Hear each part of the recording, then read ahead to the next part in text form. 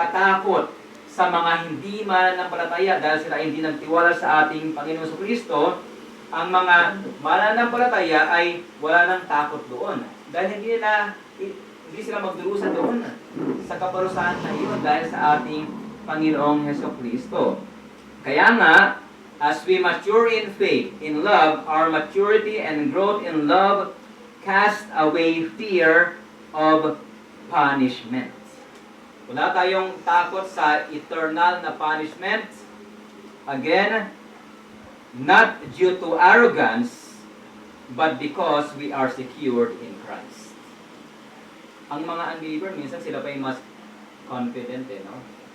Na, pagdating ng Panginoon, gagawin natin, pupunta kami, we will be there in hell, and then ang gagawin nila, mag-iinuman sila sa impyerno. Pero hindi nila naunawaan yung pagsik ng puot ng Diyos laban sa mga humahamak sa ating Panginoon sa Kristo. Kaya sinabi ni Kuya Gantrino sa SR, sa reading natin, we can only find safety in Christ. Hindi sa mga bagay ng mundong ito, kundi sa ating Panginoong Kristo lamang. Yung takot ng punishment ay mawala lamang kung ikaw ay na kay Kristo.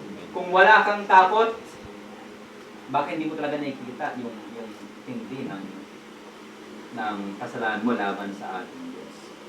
Merong nagsasabi na wala silang takot, pero it's springing out of arrogance ng kanilang mga puso. Pero ang mga mananampalataya, because perfect love casts out fear, tayo ay walang takot sa eternal punishment dahil tayo ay secured sa ating Panginoon sa Kristo. Ang tanong sa atin, are you secured in Christ? Ikaw ba ay nananahan sa ating Panginoon sa Kristo? Na do alam mo, merong paparating na paghahatol laban sa mga nagbe-rebelde sa Panginoon, wala kang takot doon because you are secured in Christ. I am safe in Christ. Hindi na ako dadanas pa ng puot ng Diyos dahil yung puot ng Diyos ay dinanas na ng ating Panginoong Kristo. Siya na yung tumamo noon para sa atin.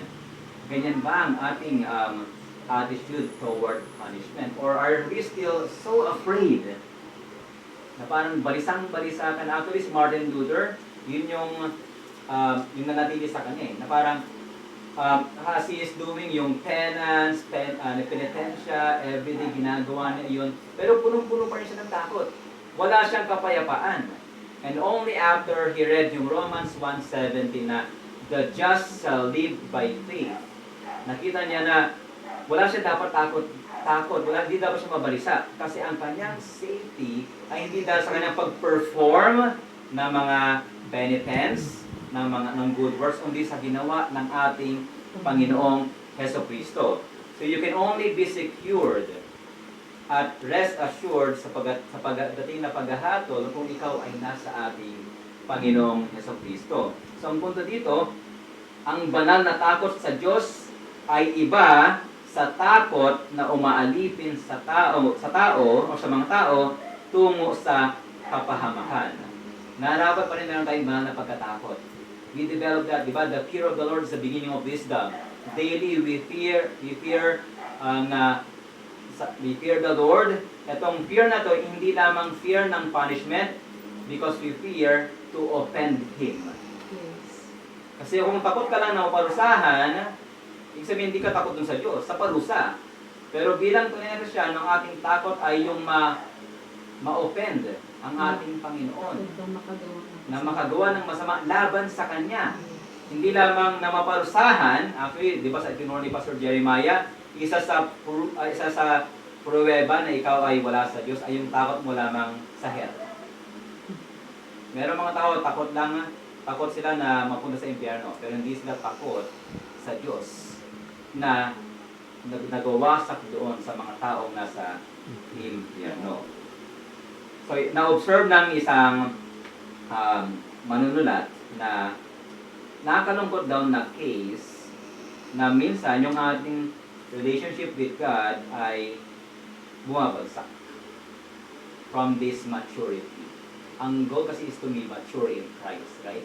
And na-observe ng isang manunulat na minsan bumabagsak ito, hindi laging mainit, minsan nanlalamig, right? At sabi niya pa, minsan, kinakailangan na ma-remind tayo ng paghatol ng Diyos. Kaya healthy din minsan, we remind ourselves of the coming judgment. Pero, whenever we remind ourselves of the coming judgment, hindi tayo matakot na baka parusahan tayo ng Diyos. We are reminded na though may coming judgment, yung justice ng Panginoon ay nasatisfy na sa ating Panginoon sa Kristo. At doon tayo na remind na muli napapanumbalik. And that prevents us from falling further into sin. Sabi niya pa, habang tayo ay namumuhay ng may pag-ibig sa ating kapatiran, wala tayong takot sa batas na nagbabawal na pumatay. Right? The law says, thou shalt not kill. And if we as Christians, namumuhay tayo ng may pag-ibig sa ating kapatiran, hindi tayo matakot doon sa batas. Kasi we love one another. At only by the time na tayo ay nag-fall away from that love, at tayo ay namuhi sa ating kapatiran, doon dapat tayo magkaroon na ng takot. Dahil hinahayaan natin na ang takot ay mamuo sa ating, ang puot sa kapatiran ang mamuo sa ating mga puso. Kaya nga, time to time it's healthy to be reminded of the coming judgment. Gaya ng ginawa ni Juan dito. Kasi sinasabi niya, whenever that comes, yung reality na babalik sa Jesucristo, kung may takot ka, bumalik ka sa krus. Bumalik ka doon sa confidence mo sa ginawa ng ating Panginoon Jesucristo at tumingin ka sa buhay mo ngayon. Na ipapamalas ba yung pag-ibig ni Jesus doon sa krus ng Kalbaryo, sa buhay mo na nakita sa pag-ibig mo sa iyong kapatiran? Iyon ba ang ating ipinapamalas? Kaya nga, Christians do not have fear of eternal punishment, but they fear offending their Father who loves them in Christ. Takot ang mga tunay na Kristiyano na i-offend ang Ama. Takot ba tayo na i-offend ang ating Ama? Tayo ba ay namumuhay na nag-iingat tayong mamuhay na magkasala dahil hindi lamang ang kasalanan ay masakit, painful, kundi takot tayo dahil ito ay laban sa Ama na umibig sa atin. So, bilang application, nakita natin na yung perfection ng pag-ibig ng Panginoon ay naghahanda sa atin sa muling pagbabalik ng ating Panginoon Kristo. Ito ay nagbibigay katiyakan sa paghatol at ito ay nag-aalis ng pagkatakot sa parusa. So bilang mananampalataya, ang unang hamon sa atin ay lumago tayo sa pag-ibig sa Diyos at kapatiran. Dahil ito ay nagbibigay din ng katiyakan sa atin na tayo'y handa sa pagdating ni Jesus. Ito yung actually isa sa mga assurance of salvation. If you love one another. If you love one another. Kaya huwag mong i-imagine yung perfect love in this world. In a sense, that the love you are showing or you are seeing from your brethren are flawless. Huwag tayong malinlang na parang kailangan yung pag-ibig ko sa kapatiran, kailangan perfect ito, hindi walang pagkakamali. Or yung pag-ibig nyo sa akin, kailangan walang pagkakamali, perfect din. Hindi mangyari yan sa mundong ito. But strive that your love be more mature by loving like Christ loved you. Yung ating pag-ibig, mas naging mature ito into completion in its accomplishment as we love one another as Christ loves us. Anong po yung pag-ibig?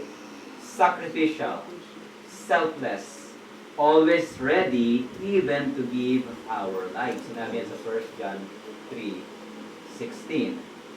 Yung sa introduction kanina, perfect love ng mundo, ano daw? Homosexual love. Ay yung kailangang ina-applaud. But perfect love is not loving yourself perfectly, but growing mature in love for one another. Hindi yun yung kailangan perfect yung pag-ibig ko sa sarili ko. Diba, parang Adonis ka na, no? Na in love sa iyong sarili. Yung mga term na mga GGSS, alam mo yan? Gwapong-gwapo sa sarili at gandang-ganda sa sarili. So, if you wanted yung self-love, ibigin mo yung sarili mo. Hindi yan yung perfect love. It is not loving yourself perfectly, but growing mature in love for one another. So, unang-unang mga, bago ka pa lang dito, minsan ilang ka pa, ngayon ba lumalaw ka sa pag-ibig sa kapatiran? Are you more and more praying for your brethren than you praying for yourself? Are you more and more getting out of yourself to help your brethren? Kahit minsan mahirap, kahit minsan hassle para sa iyo. Can you really say that in Christ, living out His love, you have confidence in the day of judgment dahil iniibig mo ang iyong kapatiran? At ito yung nais makita ng Panginoon. Remember yung sa Matthew chapter 25, yung sinabi ng ating Panginoong Kristo. Sabi kasi dun sa, di ba, sa last days. Yan ang bagay nito eh. Merong dalawang lumapit sa ating Panginoong Kristo sa Matthew sa Matthew chapter 25 na kung saan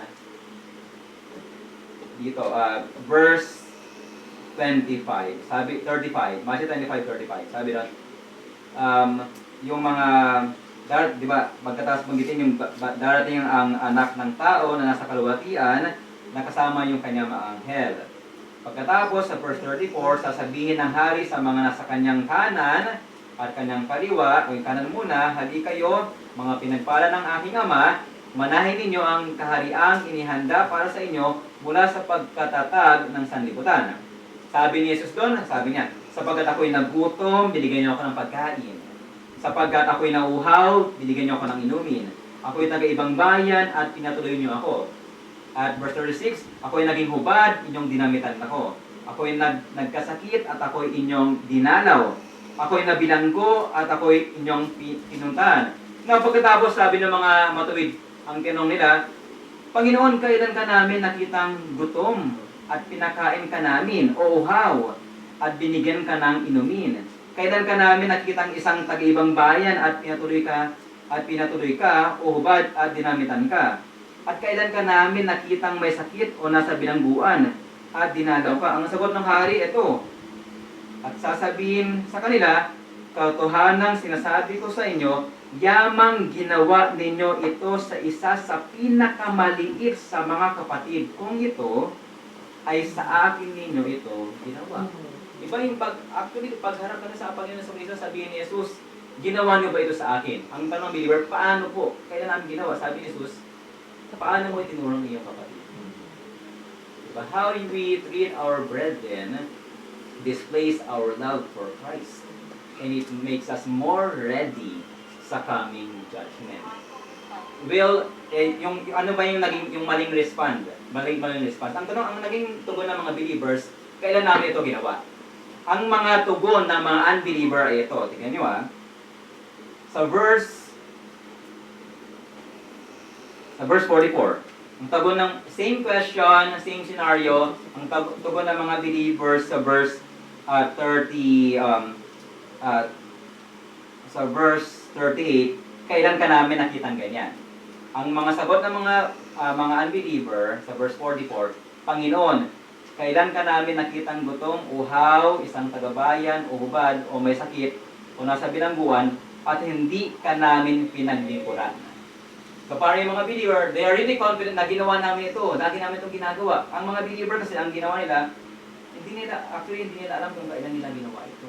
Kasi they are doing it out of love, flowing freely, because they felt the love of Christ. Yung mga unbeliever, they are more confident na sabihin na, ginawa namin lahat yan eh. Lagi namin ginagawa yun actually eh. Pero sabi ni Jesus Cristo, not all who says to me, Lord, Lord, will enter the kingdom of heaven, but only those who do the will of the Father in heaven. So, sa mga mananampalataya, we are confident in the coming of Christ dahil pinamasa ating pag-ibig ni Kristo sa ating mga kapatiran. Minsan di natin mamalayan na ginagawa natin ito. We are doing it out of love. Pero yun ay nakikita ng ating Panginoon Diyos. Kapatuloy huwag tayong magsawa na gumawa ng kabutihan sa ating kapatiran. Kahit minsan ito ay hindi nasusuklian. Para sa mga hindi mananampalataya, kamusta ang iyong relasyon sa Diyos? Kamusta ang iyong paglakad sa harapan ng Diyos? Maaring ikaw ay overconfident na tatanggapin ka ng Diyos. Maaring ikaw ay walang takot kasi parang okay ka naman. Pero nawa lagyan ng Diyos ng takot ang iyong puso ngayon. Kung wala ka pa sa ating Panginoon Kristo. Hayaan mo yung takot na yan ang magdulot sa iyo para lumapit sa ating Panginoon Kristo. At ikaw ay tunay na magkaroon ng takot, hindi lamang sa judgment, kundi sa Kanya na darating mismo. Kasi kung wala kang takot sa ating Panginoon Kristo, wala kang shelter sa puot ng Diyos na darating. Naranasin niyo bang maulanan nang walang silong? Basang-basa sa ulan, right? Pero sa huling mga araw, hindi mo na naisip na wala kang shelter sa puot ng Diyos. Our shelter is only Christ. You can still flee to Christ for forgiveness. At dadamitan kanya ng katuwiran na wala ka at siya ang iyong magiging shelter sa paparating na puot laban sa mga rebelde. Tayo po'y manalangin. O Panginoon, sa aming pagtatapos ng mga pag-aaral tungkol dito sa pag-ibig, pagpapamalas sa pag-ibig sa aming kapatiran, tulungan niyo po kami na lumago dito. At salamat din dahil nakita namin na ito yung nagbibigay sa amin ng katiyakan na sa muling pagbabalik ng aming Panginoon sa Kristo, kami ay merong confidence na haharap kami sa Kanya ng hindi out of arrogance or pride, but we humbly recognize na ang inyong pag-ibig ay naging mature, naging perfect sa amin as we love one another. Napapatuloy niyo kaming tulungan, O Panginoon, na to love selflessly, to love sacrificially, and to always be ready na iwan ang aming mga comfort upang ipamalas ang aming pag-ibig sa aming mga kapatiran. Sa aming mga kaibigan, O Diyos, nawa makita nila na they may be here, pero wala silang pag-ibig. At itong pag-ibig lamang ay mag-flow kung sila ay nasa aming Panginoong Jesucristo. O Lord, tulungan niyo po na magkabunga ito sa amin at kami ay magkaroon pa ng pag-ibig even sa mga lost, that we may be more bold to share the gospel to them. Sila rin ay makaranas ng pag-ibig na naranasan namin sa aming Panginoong Kristo. Salamat po, Ama. Ito pong aming dalangin sa pangalan ni Jesus. Amen. So bilang sa ating closing hymn, tayo po ay magtayo. Ating awitin ang Come Ye Disconsolate.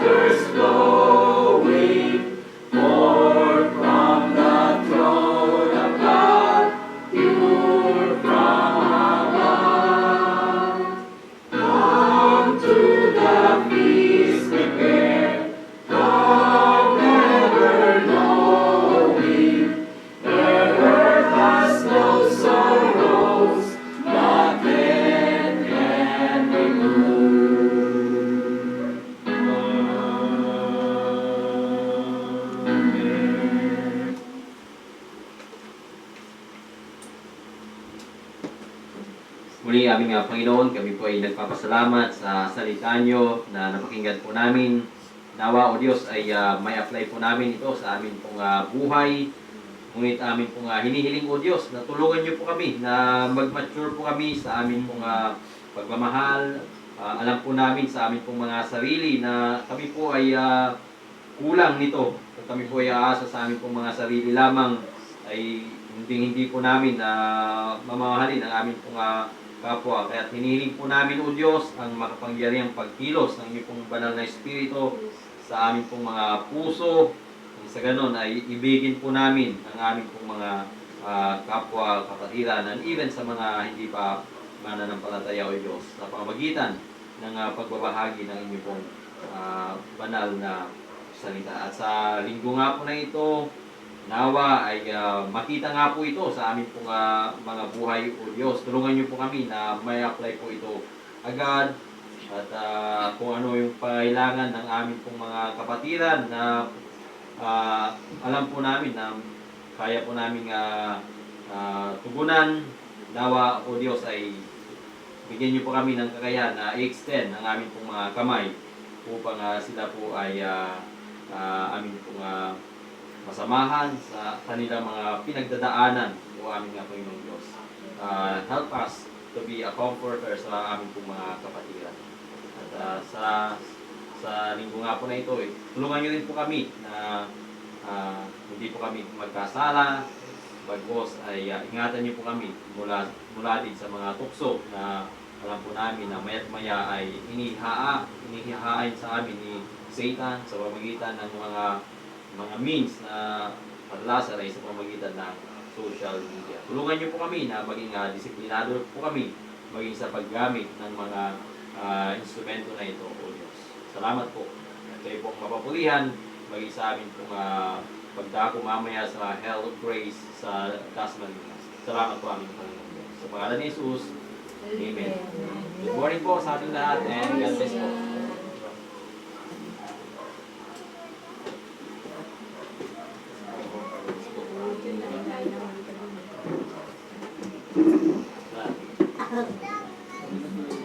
Saan? Kanina. Nandiyan ako si mama mo? Kailan siya kapag? Hindi ka sumama. Wala, marami akong gawa. Baka siya. Okay po. Nung Nung balik niya.